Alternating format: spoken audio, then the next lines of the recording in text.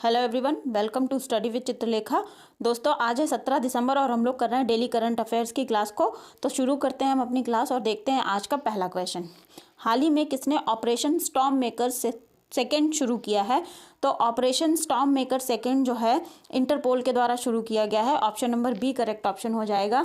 और ये operation storm makers जो शुरू किया गया है ये ह्यूमन ट्रैफिकिंग को रोकने के लिए किया गया है। तो ध्यान रखिएगा, ह्यूमन ट्रैफिकिंग को रोकने के लिए इंटरपोल के द्वारा ऑपरेशन स्टॉर्म मेकर्स 2 चलाया गया है। ठीक है, अगर हम बात करें इंटरपोल की, तो Interpol International Criminal Police Organization है जिसकी स्थापना हुई थी 7 सितंबर को और ईयर 1923 में। ठीक है, ध्यान रखिएगा इसको। और इसका हेडक्वार्टर है लियोन, फ्रांस में। लियोन, फ्रांस में, याद रखिएगा। और इसके प्रेसिडेंट हो जाते हैं नसल अल रईसी और इसके जो एसजी हैं ये जुस्जेन स्टॉक हैं। ठीक है, अच्छा, एक इम्पॉर्टेंट चीज़ यहाँ पे हमें ध्यान रखनी चाहिए जो है कि भारत में इंटरपोल की अभी बैठक हुई थी पिछले साल। कब हुई थी? वर्ष 2022 में हुई थी। कहाँ पर हुई थी? न्यू दिल्ली में हुई थी। और ये इंटरपोल की बैठक का कौन सा संस्करण था?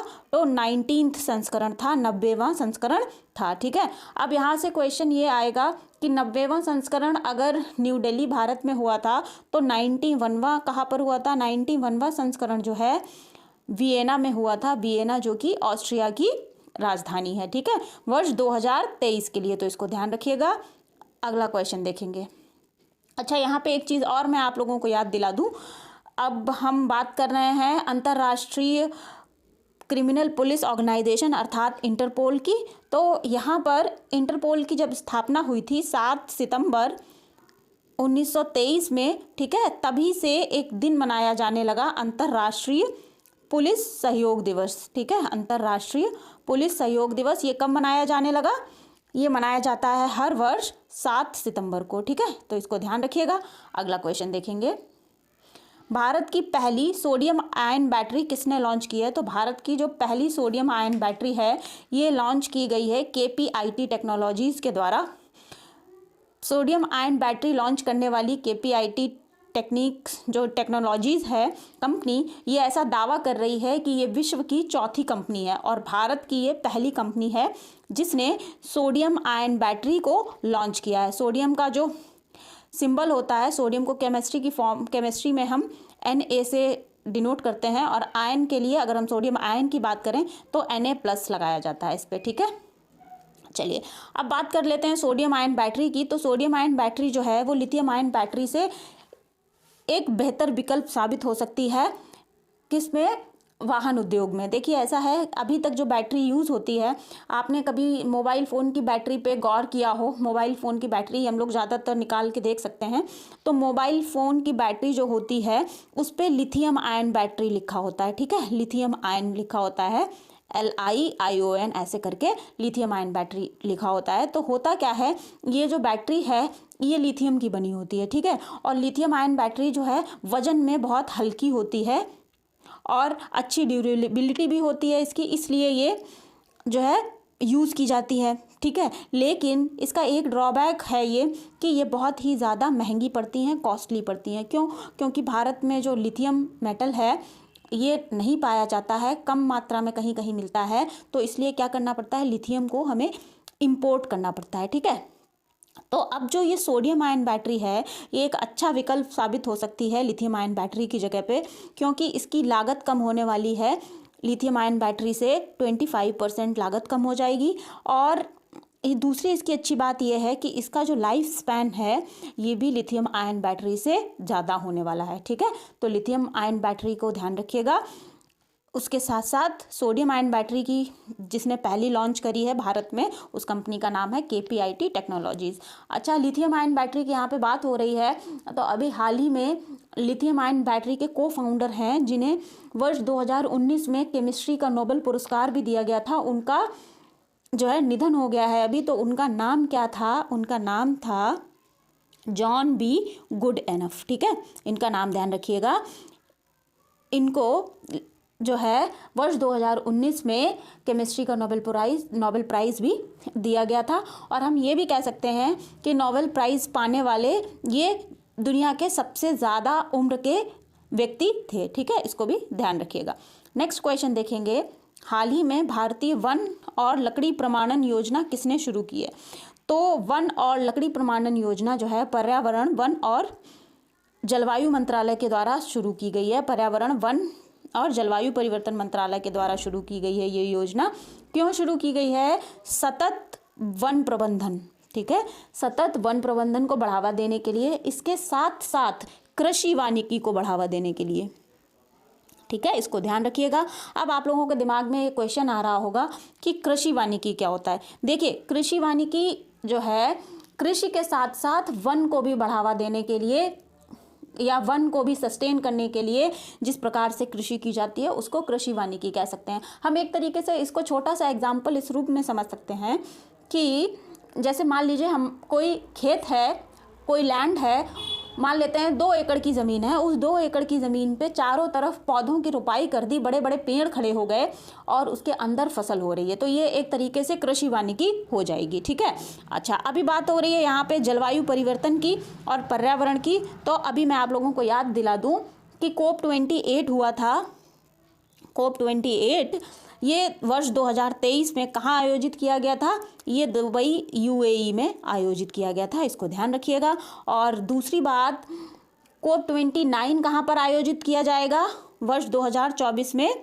तो COP29 आयोजित किया जाएगा अजरबैजान की राजधानी बाकू में। ठीक है, इसको ध्यान रखिएगा। अच्छा, यहाँ से मैं अगर आप लोगों से पूछूं कि जो COP28 था इसकी जो एक पहल थी ग्रीन राइजिंग पहल, ये किस लिए शुरू की गई थी?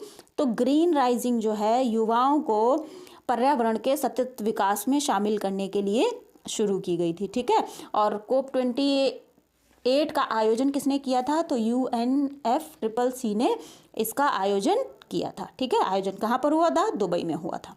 अच्छा, अगर मैं आप लोगों से पूछूं जो वन और वन्य जीव हैं ये भारतीय संविधान की कौन सी सूची में आते हैं, अनुसूची में आते हैं, तो आप लोग मुझे क्या आंसर दोगे? तो मैं बता दूं यहाँ पर कि वन और वन्य जीव जो हैं भारतीय संविधान की समवर्ती सूची में आते हैं। ठीक है, समवर्ती सूची में आते हैं जिसे कि कॉन्करेंट लिस्ट कहा जाता है। देखिए, 42वें संविधान संशोधन 1976 के द्वारा ये समवर्ती सूची में शामिल किए गए थे। उसके पहले ये जो है वन और वन्य जीव संघ सूची का हिस्सा होते थे, इसको भी आप लोग ध्यान रखिएगा। ठीक है, नेक्स्ट क्वेश्चन देखेंगे, हाल ही में किस देश के द्वारा सेवा मुक्त किए गए जहाज INS तारमुर्गी को फिर से भारतीय नौसेना में शामिल किया गया है? तो एक हमारा जहाज है INS तारमुर्गी, इसको मालदीव ने सेवा मुक्त कर दिया है, मालदीव्स ने, तो option number C correct option हो जाएगा। ठीक है, और भारतीय नौसेना ने इसको फिर से अपने जहाजी बेड़े में शामिल कर लिया है। ये क्या है जो INS तारमुर्गी है? ये एक फास्ट टैग क्राफ्ट है। ठीक है, फास्ट टैग क्राफ्ट है और इसको भारतीय सेना ने 2023 में, वर्ष 2023 में फिर से जहाजी बेड़े में शामिल कर लिया है। अब यहाँ पे सवाल ये उठता है कि मालदीव को ये भारत ने गिफ्ट कब? वर्ष 2006 में किया था। ठीक है, ध्यान रखिएगा इसको। और 2023 में मालदीव्स ने क्या किया? इसको रिटायर कर दिया, तो भारतीय नौसेना ने इसको फिर से अपने जहाजी बेड़े में शामिल कर लिया। अब यहाँ पे बात गिफ्ट की चल रही है, तो भारत ने और भी कुछ गिफ्ट दिए थे और देशों को, एक बार उनको देख लेते हैं। तो एक INS कृपाण था जहाज हमारा। ठीक है, कृपाण किसको दिया था? भारत ने वियतनाम को दिया था, ये ध्यान रखिएगा नाम। कृपाण किसको दिया था? वियतनाम को दिया था। और श्रीलंका को भारत ने एक विमान गिफ्ट किया था। किसको? श्रीलंका को। तो उस विमान का नाम क्या था? उसका नाम था डोर्नियर। ठीक है, इसका नाम भी याद रखिएगा। और एक पनडुब्बी म्यांमार को दी थी, क्या नाम था उसका? INS सिंधुवीर। म्यांमार को कौन सी पनडुब्बी दी थी? INS सिंधुवीर। ठीक है, तो इन तीनों के नाम ध्यान रखिएगा। नेक्स्ट क्वेश्चन देखेंगे, हाल ही में किस देश के NGO AWSDC को अंतर्राष्ट्रीय लैंगिक समानता पुरस्कार 2023 दिया गया है? तो NGO AWSDC जो है ये है अफगानिस्तान का। Option number C correct option हो जाएगा। लैंगिक समानता पुरस्कार 2023 दिया गया है किसकी तरफ से? फिनलैंड की तरफ से। ठीक है, ये अफ़गानिस्तान का एक एनजीओ है और जिसका कि पूरा नाम है Afghan women skills development centre, ठीक है। इसको फिनलैंड की तरफ से लैंगिक समानता पुरस्कार दिया गया है और इसका पहला संस्करण कब जारी हुआ था लैंगिक समानता पुरस्कार का? वर्ष 2017 में। इसको आप लोग ध्यान रखिएगा, ठीक है। अच्छा, अगर मैं बात करूं यहाँ पे आपसे पूछूं कि फिनलैंड को क्या कहा जाता है, इसका उपनाम क्या है, तो इसको झीलों का देश कहा जाता है, ठीक है। झीलों का देश कहा जाता है और इसकी राजधानी हो जाती है हेलसिंकी, ठीक है। हेलसिंकी इसकी राजधानी हो जाती है और ये झीलों का देश कहलाता है। और ये जो एनजीओ है ये कहाँ का है? अफ़गानिस्तान का है। इसको भी आप लोग ध्यान रखिएगा। एनजीओ क्या होता है? नॉन प्रॉफिटेबल गवर्नमेंट ऑर्गेनाइजेशन, ठीक है। अच्छा, अगर मैं बात करूं आपसे पूछूं कि वर्ल्ड एनजीओ डे कब मनाया जाता है, तो वर्ल्ड एनजीओ डे जो है 27 फरवरी को मनाया जाता है, ध्यान रखिएगा इसको। और नोबेल शांति पुरस्कार ही अफ़गानी एक महिला थी, उनको अभी दिया गया था वर्ष 2023 के जब नोबेल पुरस्कार डिक्लेयर हुए थे, तो उनका नाम क्या है? नरगिस मोहम्मदी। इनका नाम भी याद रखिएगा, नरगिस मोहम्मदी। और एक वर्ल्ड पीस प्राइज़ दिया जाता है, किसके द्वारा? स्वीडन के द्वारा। ये भी एक अफ़गानी महिला है, उनको दिया गया था। उनका नाम भी क्या है? नरगिस मोमांड उनका नाम है, तो ध्यान रखिएगा, ठीक है। चलिए नेक्स्ट क्वेश्चन देखेंगे। किसे मिस इंडिया यूएसए 2023 का खिताब मिला है, हमको बताना है। तो जो Rijul Maini option number B correct option हो जाएगा। इनको मिस इंडिया यूएसए का पुरस्कार मिला है, इन्होंने ये खिताब जीता है, ठीक है। अच्छा, सेनिस पलाशियो, ये रोनिस नहीं है, ये शेनिश है। शेनिश पलाशियो कौन है? ये मिस यूनिवर्स हैं 2023 के लिए, 72वीं मिस यूनिवर्स ये बनी है, ठीक है। और ये कहाँ को बिलोंग करती हैं? ये बिलोंग करती हैं निकारागुआ को, ठीक है, ध्यान रखिएगा। और अगर मैं पूछूं आपसे कि जो रिजुल मौनी है ये कहाँ की रहने वाली हैं, तो आपका आंसर हो जाएगा वर्जीनिया। ये वर्जीनिया की रहने वाली हैं, ठीक है। और नंदिनी गुप्ता कौन है? नंदिनी गुप्ता मिस इंडिया हैं वर्ष 2023 के लिए, ध्यान रखिएगा। अच्छा, यहाँ से एक इंपॉर्टेंट क्वेश्चन और बन जाता है कि मिस वर्ल्ड 2023 का आयोजन अभी हुआ नहीं है, ठीक है। तो ये कहाँ पर होने वाला है? तो मिस वर्ल्ड 2023 का आयोजन भारत में होना है। इसका आयोजन मार्च में किया जाएगा। तो जब इनका डिक्लेरेशन होगा मिस वर्ल्ड 2023 का, तो हम उसको आगे अपने करंट अफेयर्स में अपडेट कर लेंगे। तब तक के लिए इतनी चीज़ें आप लोग ध्यान रखिएगा। अगला क्वेश्चन देखते हैं। हाल ही में विजय दिवस कब मनाया गया है? तो विजय दिवस 16 दिसंबर को मनाया गया है। Option number A correct option हो जाएगा। ये हमने 53वां संस्करण सेलिब्रेट किया था विजय दिवस का। विजय दिवस क्यों मनाते हैं? कि विजय दिवस मनाया जाता है जब भारत की सेना ने चलाया था ऑपरेशन विजय। पाकिस्तानी सैनिकों ने घुसपैठ की थी कारगिल में, तो उनको जब हमने ऑपरेशन विजय चलाया था और ऑपरेशन विजय हमारा कामयाब हुआ था, उसमें हम जीते थे, तो उसी की खुशी में हम हर वर्ष विजय दिवस मनाते हैं 16 दिसंबर को, ठीक है। इसको याद रखिएगा, आगे बढ़ेंगे। नेक्स्ट क्वेश्चन देखते हैं। हाल ही में बीसीसीआई द्वारा सेवानिवृत्त की गई जर्सी नंबर 7 का संबंध किससे है? जर्सी संख्या यहाँ पे लिखा हुआ है, जर्सी नंबर भी कह सकते हैं। जर्सी नंबर 7 का संबंध किससे है? तो जर्सी नंबर 7 जो लोग भी क्रिकेट देखते होंगे उनको सबको पता होगा कि वो पहनते हैं, MS धोनी पहनते थे। तो MS Dhoni B correct option हो जाएगा, ठीक है। MS धोनी की जो जर्सी नंबर था 7, उसको अभी बीसीसीआई ने सेवानिवृत्त कर दिया है। इससे पहले भी बीसीसीआई एक जर्सी को रिटायर कर चुका है, जो कि सचिन तेंदुलकर की जर्सी हुआ करती थी। इस पे नंबर होता था 10, ठीक है। अब यहाँ पे हम समझेंगे कि जर्सी संख्या 7 को रिटायर कर दिया गया है, इसका क्या मतलब है? इसका मतलब ये हुआ कि जो जर्सी संख्या 7 है वो किसी और खिलाड़ी को भविष्य में नहीं दी जाएगी। इस पे एक तरीके से ये जो हमारे धोनी जी हैं ये उनको ही बिल्कुल उन्हीं के नाम कर दी गई है, ठीक है। ये किसी और को अब अलॉट नहीं की जाएगी। सेम यही जर्सी संख्या 10 के साथ भी ये नियम लागू होगा, ठीक है। नेक्स्ट क्वेश्चन देखेंगे। दिसंबर 2023 में ओमान के सुल्तान भारत की 3 दिवसीय यात्रा पर आए थे, उनका नाम क्या है? तो ओमान के सुल्तान जिनका कि नाम है हैमथ बिन तारिक, ऑप्शन नंबर बी, ये भारत की 3 दिवसीय यात्रा पर आए हैं, ठीक है। और ये 3 दिनों की यात्रा के लिए भारत में रहेंगे। और अभी हम बात कर रहे हैं ओमान की, तो ओमान की राजधानी देख लेते हैं। ओमान की राजधानी हो जाएगी मस्कट। और यहाँ की मुद्रा क्या है? यहाँ की मुद्रा है ओमानी रियाल, ठीक है, ध्यान रखिएगा। और अभी हमने ओमान के साथ 3 अभ्यास किए थे वर्ष 2023 में, उनके नाम देख लेते हैं। तो पहला तो था अल नागाह, दूसरा था असीम अल बहर, और तीसरा क्या था, ईस्टर्न ब्रिज। ठीक है, ईस्टर्न ब्रिज, इसका नाम तीनों का आप लोग ध्यान रखिएगा। अगला क्वेश्चन देखते हैं।